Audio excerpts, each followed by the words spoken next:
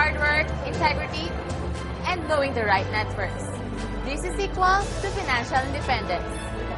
At ipinamalas yan ng tatlong taong responsable sa di masukat na tagumpay ng Uno Marketing o ang Unlimited Network of Opportunities. Ang The Who, kilalanin natin sila. Ramdam ng magkaibigang William Barbo, Herbie at Oliver Chua ang pangarap ng bawat Pilipino na umasenso. Sila mismo ay naghanap din ng paraan kung paano maiaangat ang sariling buhay sa tulong ng network marketing business. At first, I was very negative, skeptic about network marketing. Pero nung dumating na sa portion ng presentation na pinag-usapan, medyo nakuha yung curiosity ko.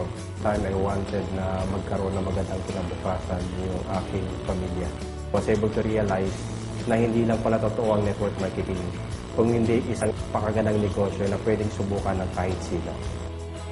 Matapos maging eksperto sa larangan ng network marketing business, naging inspirasyon naman ng The Who ang publiko para itatag ang UNO o Unlimited Network of Opportunities International Corporation noong taong 2007.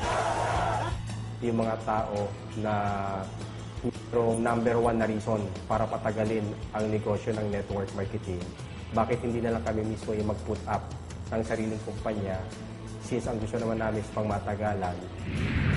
For the past 12 years, ito na ginagawa namin networking.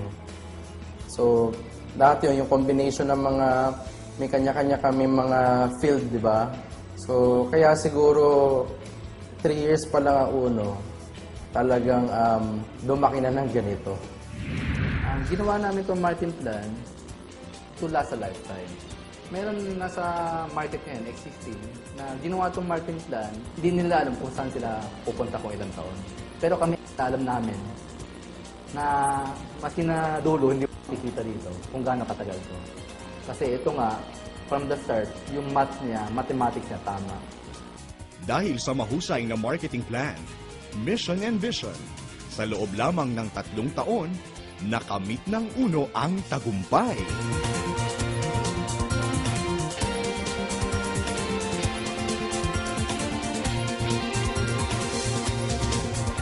Mula sa maliit na negosyo, lumago at pinagkatiwalaan ng mga Pilipino mula Luzon, Visayas at Mindanao at maging sa ibang bansa. They're earning extraordinary income. Iba talaga, extreme talaga. From scavenger, from tambay, to drop out.